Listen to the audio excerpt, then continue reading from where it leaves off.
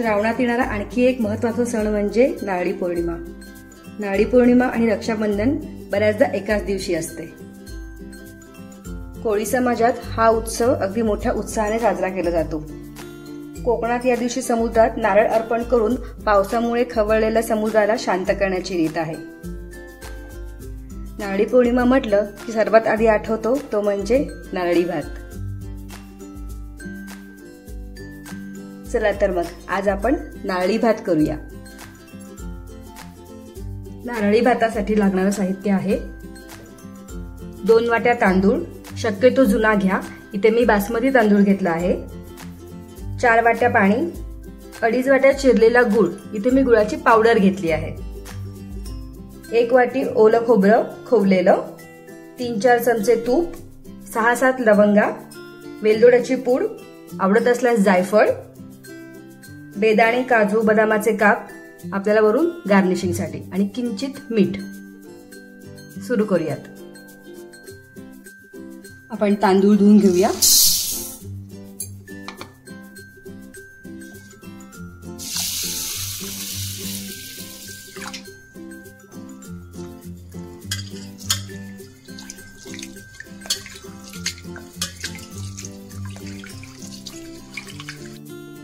साधारण आपल्याला 2 वेळा तांदूळ धुवायचे, 2 ते 3 वेळा। पाणी काढून टाकूया आणि आपण चाळणीतच ते थोडे सुकू देऊया। साधारण आपल्याला असे हे अर्धा ते पाऊण तास ठेवायचे आहेत। पसरून ठेवूया म्हणजे लवकर ड्राय होतील। पाऊण 1 तास आपण वाट बघूया। तांदूळ धुवून झालेत आपले। पाऊण तास आपण वाट बघायचे, पाणी सगळं निथळू द्यायचे। तोपर्यंत आपण नारळ खोवून घेऊया।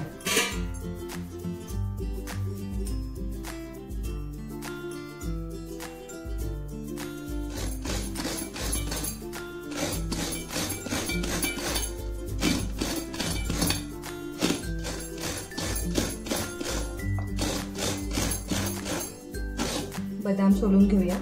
बदाम रात्रीच भिजत घातले होते मी, अगदी 5-6 तास भिजले, पुष्कळ झाले।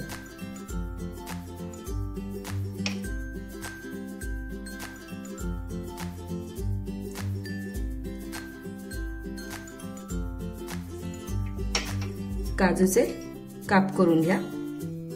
एका काजूचे 2 तुकडे केले पुरेसे। बदाम सोलून झालेत, ते काप काढून घेऊया।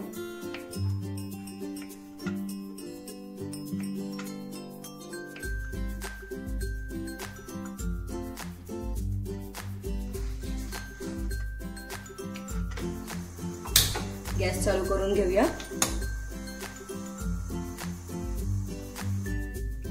कढई तापली आपली, तूप घालूया आपण।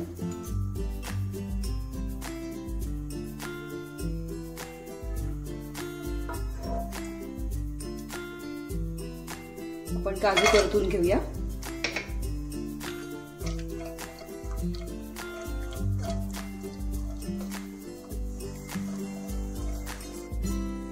काजू आपले झालेत तळून, काढून घेऊया।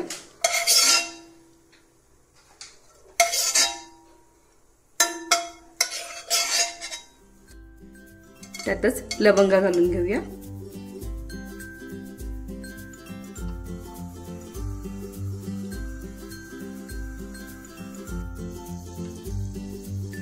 लवंग परतून झाली थोडीशी की आपण त्याच्यावरती तांदूळ घालूया।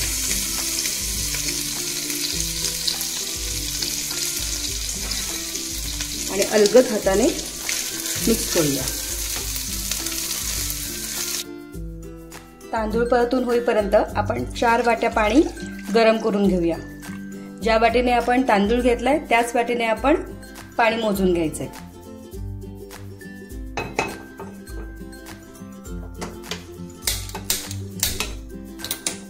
पाणी आपण गरम करून घेऊया।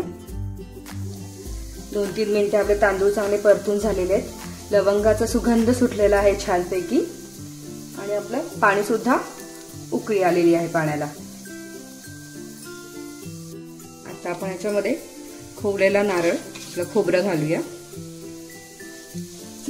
हे परतून झालं त्यात आपण गरम पाणी घालायचे।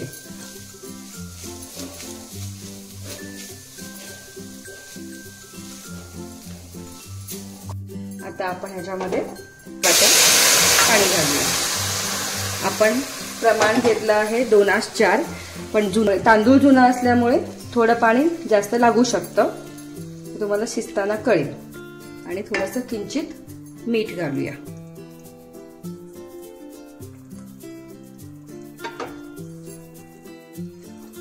ढवळून घेऊया।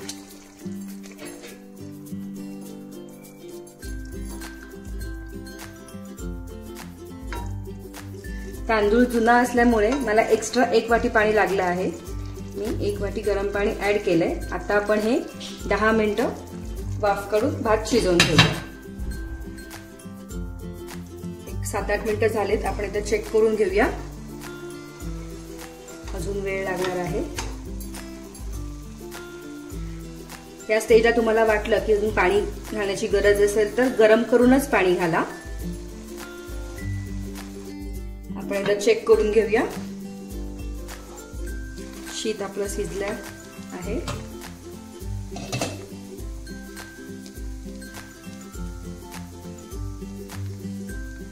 येस, शीत आपलं शिजलंय व्यवस्थित। तर गॅस बंद करून आपण त्याच्यात भाताला मुरू देऊया। त्याच्यातच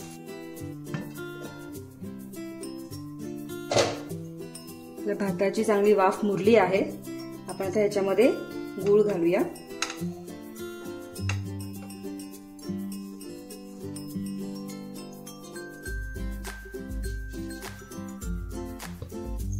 गोडाचं प्रमाण तुम्ही तुमच्या आवडीनुसार कमी जास्त करू शकता।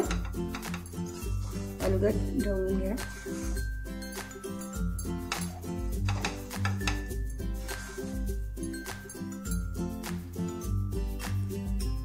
गुळ आपण मिक्स करून घेतलाय। आता गॅस चालू करूया।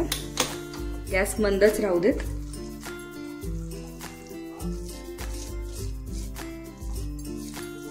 माझ्या भाताचा कलर थोडा जरा जास्तच डार्क आलाय। मी केमिकल विरहित असलेला गुळ वापरलाय। तुम्ही येलो गुळ, पिवळा जो असतो तो गुळ वापरला तरी चालेल, थोडासा असा गोल्डन कलर येईल त्याचा।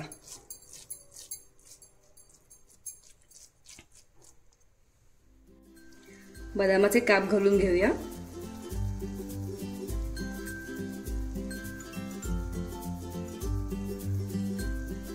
वाफेबरोबर ते सुद्धा शिजतील।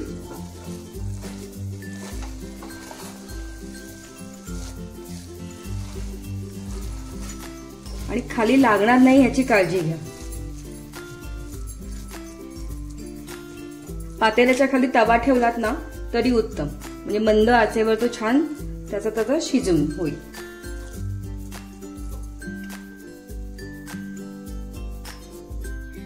एक 5 मिनिटं झाली आहेत, आपण उघडून बघूया।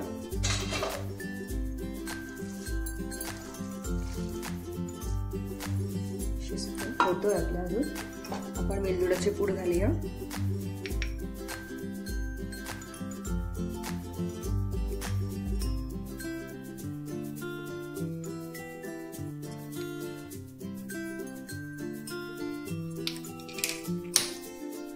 आणि थोडं जायफळ किसूया।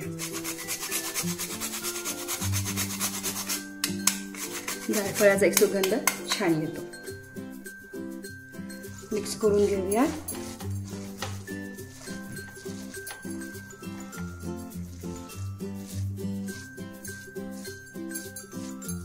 जसा हा आता गार होईल तसा तो कोरडा होईल।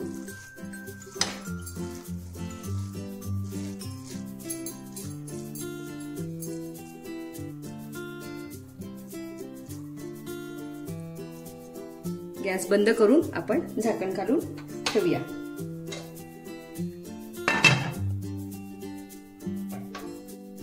आपला नारळी भात तयार आहे। 5 मिनिटं जरा असाच राहू देत, मग आपण गार्निश करू।